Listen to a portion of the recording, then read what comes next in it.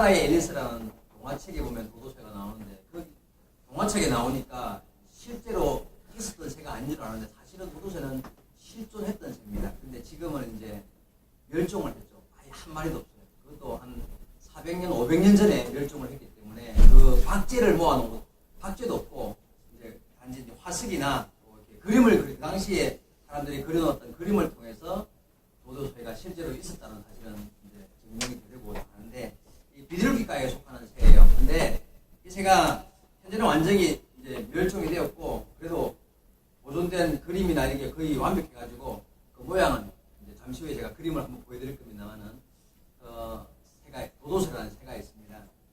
몸 길이가 한 1m 넘어요. 거기다 몸무게도 20kg에서 23kg까지 자라니까 굉장히 큰 새죠, 그죠? 23kg면 애장한 아이들 몸무게가 넘으니까. 그래서 뭐 칠면조보다 더 크고요. 굉장히 큰 그런 새입니다. 이 새가 어디 살았느냐면 인도양의 마다카스카르라는 섬 동쪽에 있는 모리셔스 섬이라는 곳에 서식을 하는 새였는데 16세기 1500년대 16세기에 포르투갈 선원들이 배를 타고 그 섬에 처음 도착했었을 때에 보니까는 굉장히 뚱뚱하고 크고 이런 생긴 게 좀 바보스럽고 한 그런 새가 있었어요. 그래서 그 새를 보고 이름을 도도새라고 이름을 붙였습니다. 왜 도도냐면은 포르투갈 말로 도도가 바보라는 뜻이에요. 그러니까 생긴 게 바보같이 생기고 뚱뚱하고 날지도 못하고 그러니까 그냥 쉽게 잡아요. 쉽게 그냥 잡아 먹을 수 있는 그런 그냥 새였단 말이에요. 그래서 도도새, 바보새라는 이름을 지어서 이제 부르게 되었습니다. 그 이후에 한 1세기, 한 1.5세기 만에 다 멸종을 했어요. 왜 멸종했을까요? 다 잡히면 먹히니까. 그런 뭐 날도 못하는 그런 뚱뚱한 새를 그냥 또 고기는 얼마나 많을 거야. 그게 큰 새니까 잡아먹기 편한 그런 새니까 한 세기 반 만에 이 도도새는 다 멸종을 하게 됩니다. 날지 못해도 사실은 타조도 새는 새예요. 근데 날지 못해도 워낙 빠르잖아요, 그죠? 그래서 지금도 살아있고요. 또 뭐 펭귄 같은 것도 새에 속하는데 물속으로 도망을 간다든지 아니면 뭔가 공격성이 강해가지고 스스로를 보호한다든지 이러면 모르지만 그렇지 못하게 말 그대로 날개 없는 그냥 못 나는 새니까 그렇게 멸종을 하고 만 것입니다. 그런데 도도새가 날지 못하게 된 이유가 있습니다.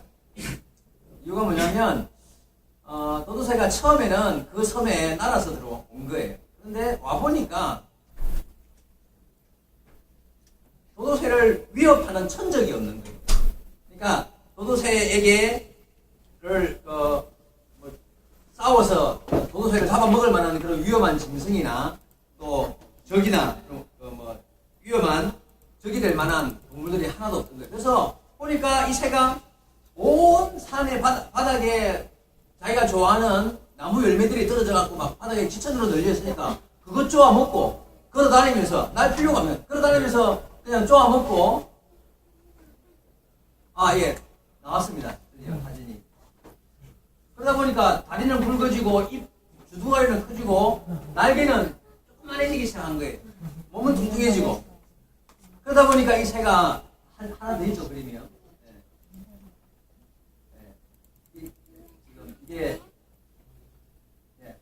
인간들에 의해 발견된 지 150년 만, 1.5세기 만에 멸종됐다고 나와 있죠, 그죠? 실제로 있었던 새예요.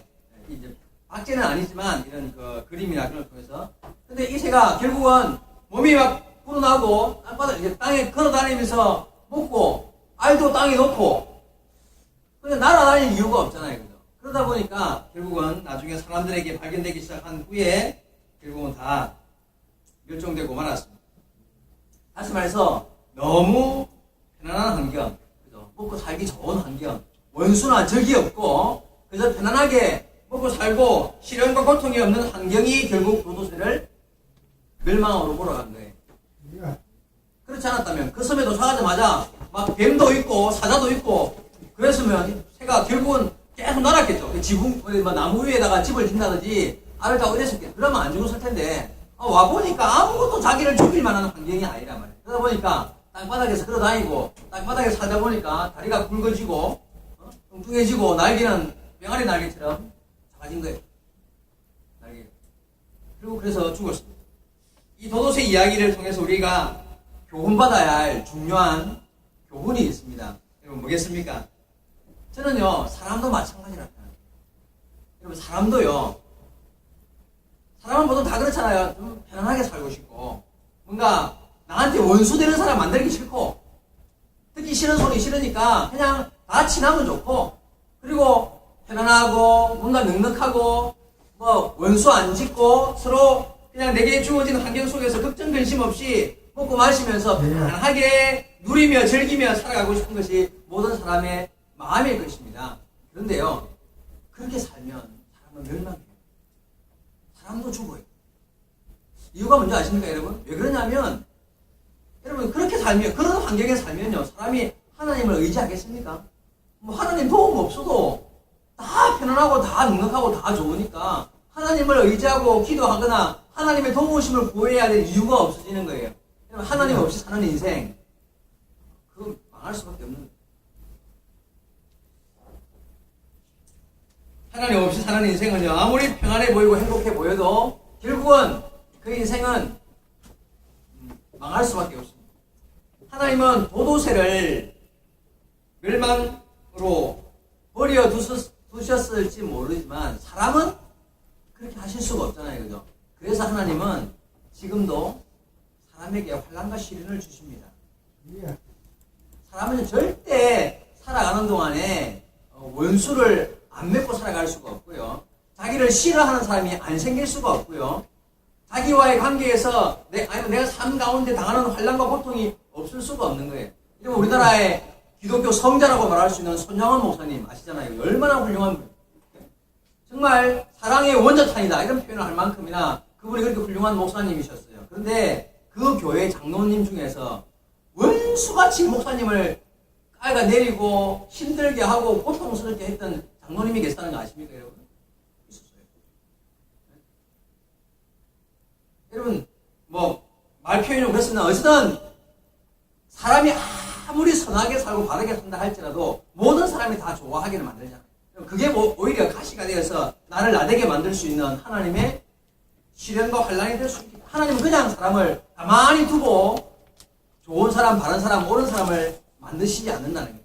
여러분, 살아가면서 질병을 만나고 사고를 당해서 병원에 입원을 하고 고통을 당하고 어려움을 당하는 것이 고통스럽습니까? 물론 현실은 고통스러워요. 그런데 그게요, 조금 한 발 뒤로 물러나 봐야 돼요. 그런 상황이 닥쳤을 때 하나님 오늘도 살아계시어서 나를 평안하게 그냥 버려두시지 않는구나, 나를 살리시려고 내게 은혜를 부어주시는구나, 그런 생각을 한다면 감사의 제목일 수 있습니다. 성도는요, 반드시 그런 마음을 품어야 돼요. 그렇지 않으면 원망과 불평으로 인생은 끝날 수밖에 없는 것입니다. 여러분, 성도의 삶에 하나님이 부어주시는 은혜로 내게 일용할 양식을 주시는 것처럼 내 삶에 필요한 일용할 고난과 환난과 어려움도 하나님은 주시는 분이 있습니다. 여러분, 그게 있어야 돼요. 그게 있을 때에 내가 깨어 있을 수 있고 더 하나님의 은혜를 의지하며 기도하며 하나님의 백성으로서의 삶을 내가 결단하고 더 살아갈 수 있게 만드시는 거예요. 여러분, 그래서 우리가 살아가는 동안에 하나님이 주시는 시련과 환난, 어려움, 고통, 힘든 일들, 환경들을요, 좀 다른 눈으로 보는 것, 그게 믿음입니다. 나한테 왜 이런 일, 하나님 내가 무슨 잘못했습니까? 내가 왜 이런 일을 당해야 됩니까? 그런 마음 먹으면 안 돼요. 그럴 만한 마음이 들 때에 주여, 주님이 살아계셔서 주님이 내게 은혜를 주시고자 주님이 내 삶의 주인 되어 주심을 이렇게 증명해 주시는군요. 감사합니다라고 말할 수 있다면 그것이 믿음의 사람인 줄로 믿습니다. 우리 바다교회 성도 여러분들, 그런 마음으로 삶 가운데 당하는 어려움이나 환난, 내 마음에 들지 않는, 육신적으로 볼 때는 그런 환난 속에서도, 환경 속에서도 그렇게 고백할 수 있는 저와 여러분 되기를 주의 말씀으로 부탁을 드립니다. 자, 하나님은 그 사랑하는 자를 시험하십니다. 어려움과 환난을 주십니다. 베드로 전서 오늘 읽었던 본문 말고 4장에 보면 12절과 13절에 이런 말씀이 있습니다. 사랑하는 자들아, 너희를 연단하려고 오는 불시험을 이상한 일 당하는 것 같이 여기지 말고, 이상한 일 당하는 것 같이 이상히 여기지 말고 오히려 너희가 그리스도의 고난에 참여하는 것으로 즐거워하라. 4장 13절과 12절과 13절에 나와 있는 말씀입니다. 여러분, 여기 보니까 성도가 살아가는 동안에 시험을 당하는데 그 시험이요, 불같은 시험이에요. 불같은 시험. 불시험을 만난다 할지라도 그걸 이상하게 여기지 마라. 너희가 살아가는 동안에 마치 불이 내게 막 쳐서 막 나를 태워 죽일 것 같은 그런 환난을 당한다 할지라도 그거 이상하게 여기지 말라. 왜냐하면 오히려 그것을 통하여서 주님이 나를 향하여 당하신, 나를 위하여 당하신 고난을 생각하며 오히려 그 고난을, 불시험을 즐거워함으로 잘 견디며 이겨내며 주의 이름으로 견디어 이겨서 승리하라는 것입니다. 여러분, 하나님은 성도들이 당하는 여러 가지 시험과 환난을 이상하게 여기지 말라고 말씀하십니다. 그걸 이상하게 여기면 이제 불평 원망하는 거잖아요. 왜 나한테? 왜? 이상하게 왜 내가 무슨 잘못을 해서? 이러면서 불평 원망을 하게 될 것입니다. 그런데 그렇게 하지 말고 즐거움으로. 왜 그걸 즐거움으로 받아야 될까요? 여러분, 왜 그것을 그렇게 즐거움으로 받아야 하는가? 여러분, 환난과 고난과 시험, 그런 것들이 주는 유익이 있기 때문이에요. 그죠? 유익. 아까 말씀드린 대로 생명을 살리는 유익이 거기 숨어 있어요. 멸종의 위기를 당할 수 있는 그런 상황 속에서 내 생명을 살리는 것은 시련과 환난이 막 그냥 뱀이 쫓아와서 잡아먹으려고 사자가 잡아먹으려고 하면 막 날아야 될 거 아니에요. 새가 날아 도망가야 되지. 근데 그게 없으면 편할 것 같죠. 근데 그게 있어야 생명이 산다는 거예요. 그래야 날아다니면서 저기 높은 나뭇가지나 절벽 위에다가 알을 까고 자기 생명이 유지되어 나갈 수 있다는 거예요. 그렇지 않으면 도도새처럼 망하고 만다는 거예요. 여러분, 큰 유익, 바로 생명을 살리는 유익이 환난과 시험 안에 있습니다. 로마서 5장 3절과 4절, 로마서 5장 3절과 4절, 우리가 환난 중에도 즐거워하나니 이는 환난은 인내를, 인내는 연단을, 연단은 소망을 이루는 줄을 압니다. 그렇습니다. 결국 성도의 삶에서 여러 가지 환난과 어려움, 시련이 찾아왔을 때에 그것이 결국은요, 소망에 이르게 하는 강한 연단을, 그죠? 연단을 만들어준다. 연단을 하게 된다는 것입니다. 그래서 환난 가운데에서 마침내 자기를 강하고 담대한 신앙의 사람으로 만들어 가게 된다는 것입니다. 여러분, 우리는 도대체 무엇을 연단해야 될까요? 답은 하나입니다. 믿음이에요. 믿음이 연단돼야 되는 거예요. 믿음이. 우리의 믿음이 그냥 믿습니다로 그냥 끝나면요, 그 믿음이 연단되지 아니하면 가치가 없어요. 여러분, 이게 어떤 의미냐면, 하나님은 우리의 믿음이 온전하기를 원하실 거 아니에요. 믿음이 얕기를 원치 않으시고 강하고 담대한 믿음을 원하시고 더욱 온전해지기를 원하시는데, 그 믿음이 온전해지려면 훈련되고 연단되어야만, 잘 연단되어야만, 반짝반짝 빛나게 갈고 닦여야만 그 믿음이 온전한 믿음이 된다는 거예요. 근데 그 갈고 닦이고 연단되는 방법이 무엇이냐? 그게 바로 시련과 환난이라는 거예요. 그게 바로 우리가 살아가는 동안 당하는 어려움과 힘든 일들을 통하여서만 우리의 믿음이 연단되어서 반짝반짝 빛나는 보석처럼 아름다운 믿음이 되어간다는 거예요. 그래서 우리는요, 그런 시험과 환난과 어려움들을 이겨내는 자가 되어야 한다는 거죠. 성도 여러분, 우리가 흔히 하는 말로 믿음으로 구원받는다. 맞죠? 그 말 틀린 말씀 아니에요. 믿음으로 구원받아요. 근데 앞으로는 그렇게 말하지 말고, 어떤 믿음요? 온전한 믿음. 다시 말해서 앞으로는 참 믿음은요, 많은 시련과 환난을 통과한, 많은 고통과 어려움을 통과하고 이겨낸, 훈련된, 연단된 온전한 믿음으로 구원받는 거예요. 네, 앞으로 그렇게 생각하셔야 돼요. 믿음으로 구원받는 거 맞습니다. 그런데 그냥 믿음이 아니라 내가 단련되고 훈련되고 시련과 환난을, 고통을, 어려움을 견뎌내어서 내 믿음이 온전해진 그런 믿음 가운데에서 나는 구원받는 거예요. 근데 목사님, 그러면 예수님 오른편에 있던 십자가 졌던 그 강도는 평생 강도짓하다가 마지막에 그냥 딱 예수님 믿고 구원받았는데 그 사람은 예외라는 게 있잖아요. 그죠? 예수님이 그 사람을 표대로 삼고 너도 그렇게 살아라 이런 뜻입니까? 아니요. 물론 믿음으로 구원받는 거 맞아요. 그러나 그 예외적인 이야기일 뿐이지 우리의 신앙은요, 수많은 다른 성경을 통해서 너희의 믿음이 온전해질 것을 계속 우리에게 말씀하고 계시는 거예요. 강도처럼 살다가 마지막에 나 예수 믿어야지 하고 구원받는 게 아니라 그거는 예외적인 한 예로 이렇게 구원받은 자가 있음을 주님이 말씀하신 것 뿐인 것입니다. 자, 오늘 본문으로 돌아가 보겠습니다. 베드로전서 1장 6절 제가 다시 한번 읽겠습니다. 그러므로 너희가 여러 가지 시험으로 말미암아 잠깐 근심하게 되지 않을 수 없으나 오히려 크게 기뻐하는도다.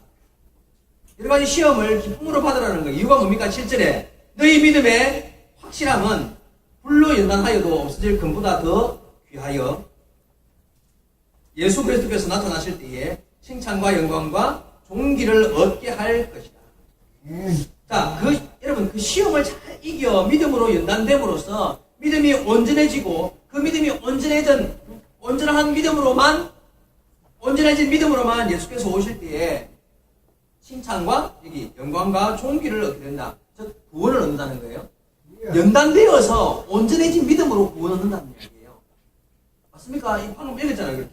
그래서 9절 마지막에 믿음의 결국 곧 영혼의 구원을 얻음이라.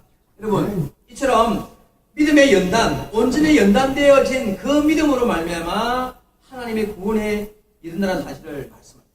여러분, 명심하셔야 합니다. 시험과 환난을 잘 이김으로 믿음이 연단되고 그 잘 연단된 빛나는 믿음으로 구원받는다. 이 사실을 명심하셔야 합니다. 그래서 성경에는 정금 같은 믿음이라. 단련되고 연단되고 정죄되고 깨끗이 불순물이 제거된 그런 정금 같은 믿음으로 하나님은 주의 백성들을 만들어서 훈련시켜서 주의 백성 삼아 하신다는 뜻인 줄로 믿습니다. 우리 예바다 교회 성도 여러분들, 여러분 정금 같은 믿음으로 구원받는 어떤 환난과 어려움과 힘든 일 앞에서도 결코 내 믿음을 단련시켜서 정금 같은 믿음으로 구원받는 믿음의 사람들 되시기를 주의 말씀으로 축원합니다.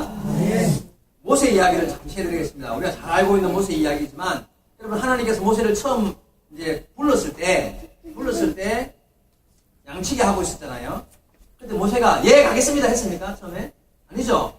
가기 싫다 그랬어요. 막 빼고 싫습니다. 보낼 만한 사람을 보내십시오. 저는 안 됩니다. 막 이렇게 뺄 때 하나님께서 내가 너와 함께 하겠다 하면서 기적을 보여주잖아요. 그죠? 뭐 손 지팡이를 뱀을 만들기도 하고 손을 품 안에 넣다 빼니까 막 문둥병이 발하기도 하고 이런 기적을 보여주시면서 내가 너와 함께 하겠다. 계속 이렇게 말씀하시니까 결국 이제 모세가 하나님의 기적을 보고 그 명령의 말씀에 순종하여서 하나님을 믿고 믿음으로 애굽으로 가기로 결심을 합니다. 갔습니다. 가가지고 바로를 만나가지고 말했죠. 내 백성을 보내라. 내가 그들과 함께 가겠다. 그렇게 말만 하면 바로 왕이 두려워 떨면서 하나님이 그 마음을 움직여서 바로 왕이 아이고 가십시오 이렇게 할 줄 알았겠죠 처음에. 근데 아니 바로 왕이 콧방귀도 안 끼고요. 뭐 어쩌고 하면서 오히려 이스라엘 백성들을 더 고생을 시키고 더 일을 많이 시키고 힘들게 만들었단 말이죠. 그러니까 이스라엘 백성이 가만히 있습니까? 야 이 모세야 네가 먼저 와가지고 우리를 더 고생시키냐 힘들게 아니라니까요. 모세가 그 말 듣고 충격을 받았어요. 아니 하나님이 나를 보냈으니까 하나님 기적 보여주셨으니까 딱 가면 바로 그냥 한꺼번에 딱 보낼 줄 알았는데 그게 아니란 말이죠. 그래가지고 모세가 바로 왕의 말보다 백성들이 하는 말 때문에 상처를 받아가지고요. 펑펑 웁니다. 하나님 앞에. 하나님 내가 가기 싫다고 억지로 보내더만 내가 무슨 이런 꼴을 당하면서 자기가 당한 그 백성들한테 얻어먹는 욕이 가슴이 아파서 힘들어서 하나님한테 막 그냥 원망불평을 해요. 이게 바로 모세의 연약한 모습이었습니다. 그죠? 믿음으로 왔지만 믿음으로 하나님의 부름 받고 내가 바로 왕 앞에 섰지만 아직까지 모세가요. 나이가 80은 넘은 어른이었지만 그때까지는요. 그 상황에서 믿음이 아직 연약한 모습이에요. 그런데 문제는요. 그때부터입니다. 그때부터 어떤 일이 벌어집니까? 애굽의 10가지 재앙이 임하잖아요. 하나씩 하나님께서 모세를 들어서 그 지팡이를 들어서 하나님께서 모세를 통하여 놀라운 기적을 행합니다. 모세가요. 그 자기가 행하는 하나님과 함께 하는 그 행하는 기적을 보면서 자기 믿음이 성장하는 거예요.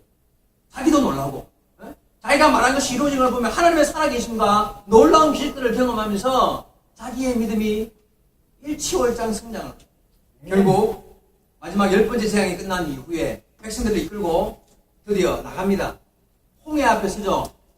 홍해 앞에 섰는데 문제는 뒤에서 애국 군대가 쫓아왔단 말이죠.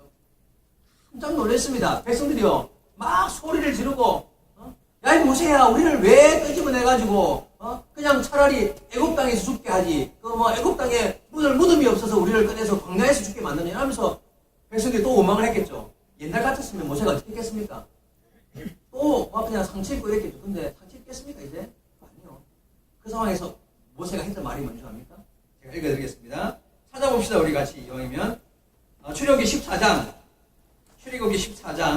13절과 14절 말씀입니다. 출애굽기 제일 앞으로 가서 14장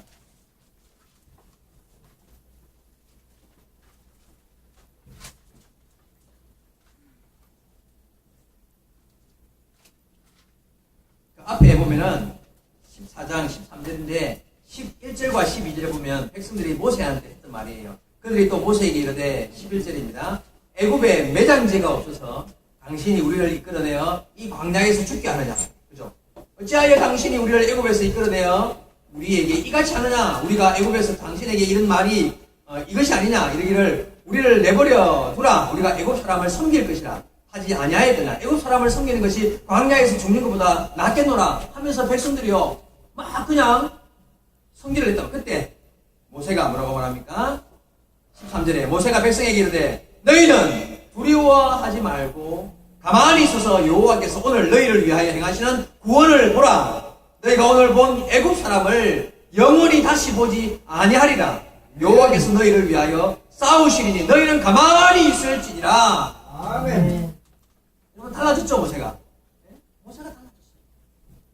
그 상황에서요 앞에는 바다가 가로막혀 있고 뒤에서 그 잘 훈련된 병거를 타고 오는 애국 군대가 쳐들어오는데 그 상황에서요 담대하게 너희는 가만히 있으라. 오늘 하나님이 너희를 위하여 싸우실 것인데 너희 오늘 보고 있는 애국 군대를 다시는 보지 못할 것이다. 이렇게 외치는 모세의 모습. 그의 믿음이 달라졌습니다. 그가 하나님을 바라보는 그 눈이요 수준이 달라졌습니다. 여러분 어떻게 이렇게 될 수 있었을까요?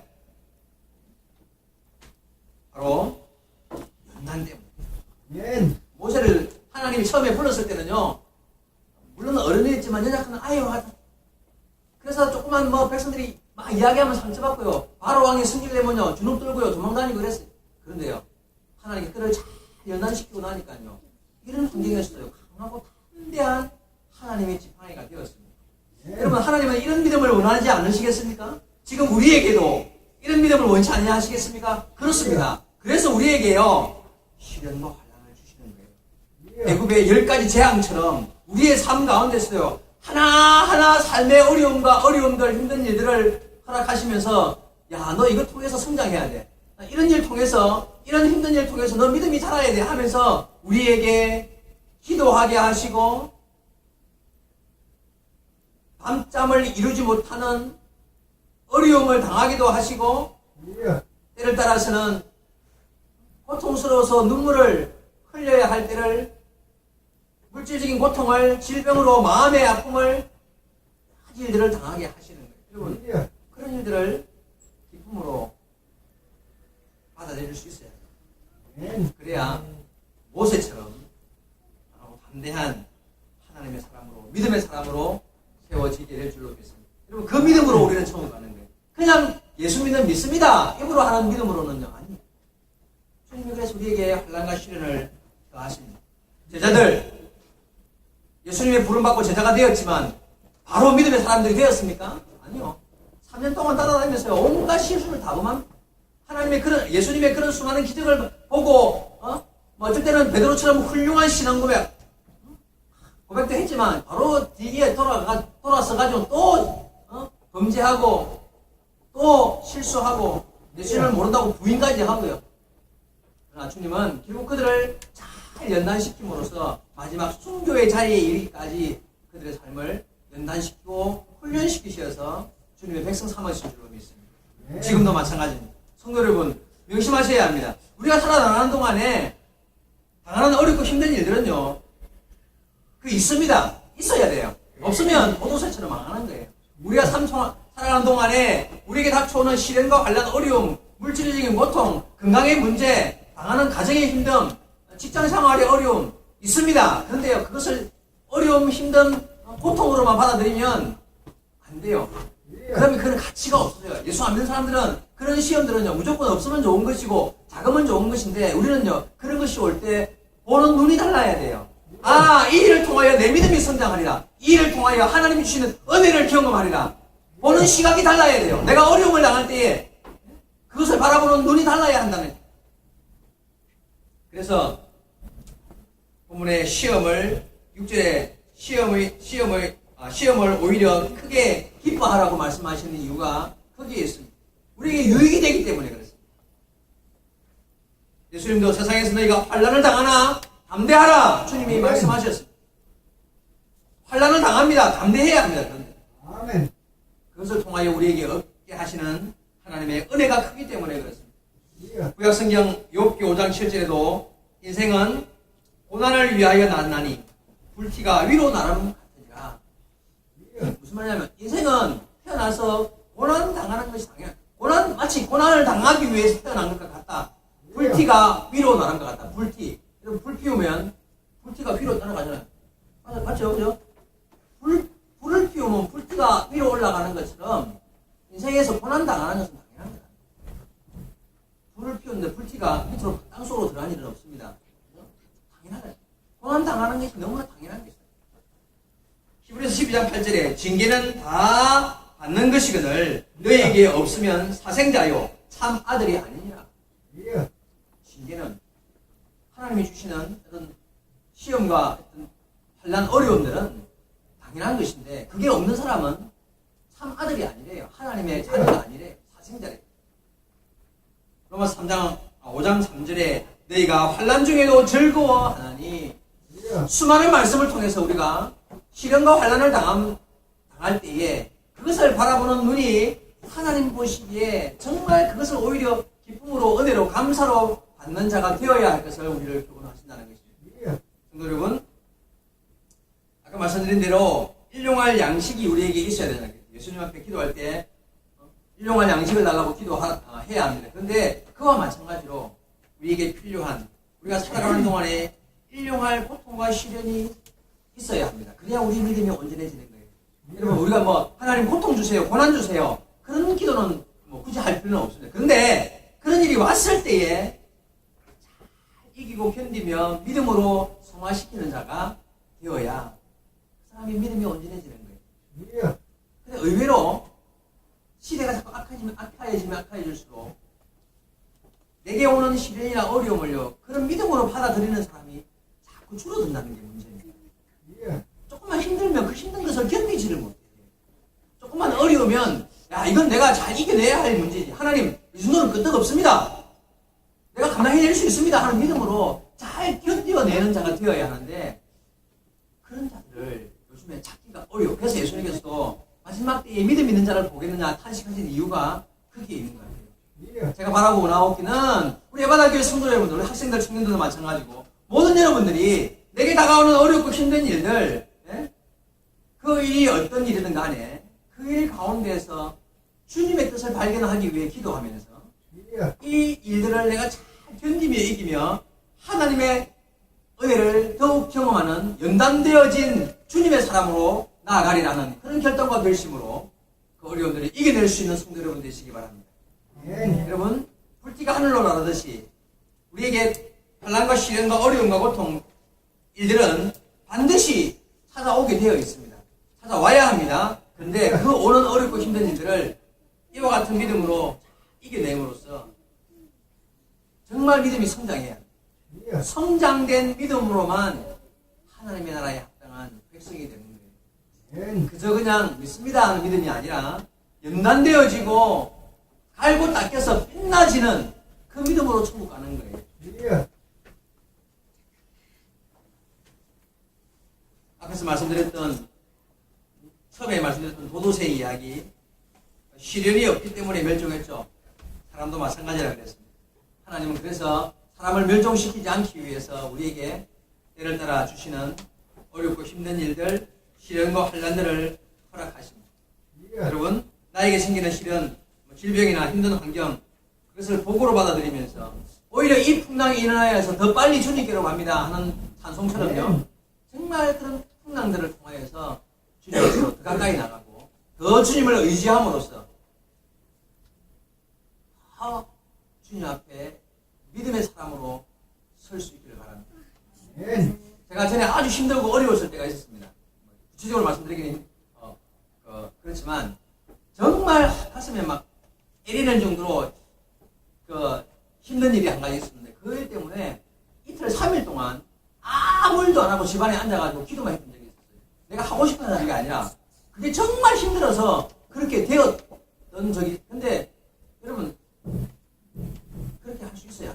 제가 잘했다기보다는요.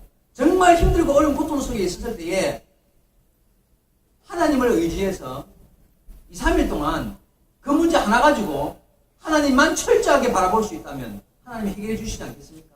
예. 그렇게 할 수 있어요. 하나님은 그런 시간들을 통하여서 믿음을 성장시킨다는 사실을 알기 때문에 그런 고통 가운데서 주를 바라보고 의지하는 것입니다.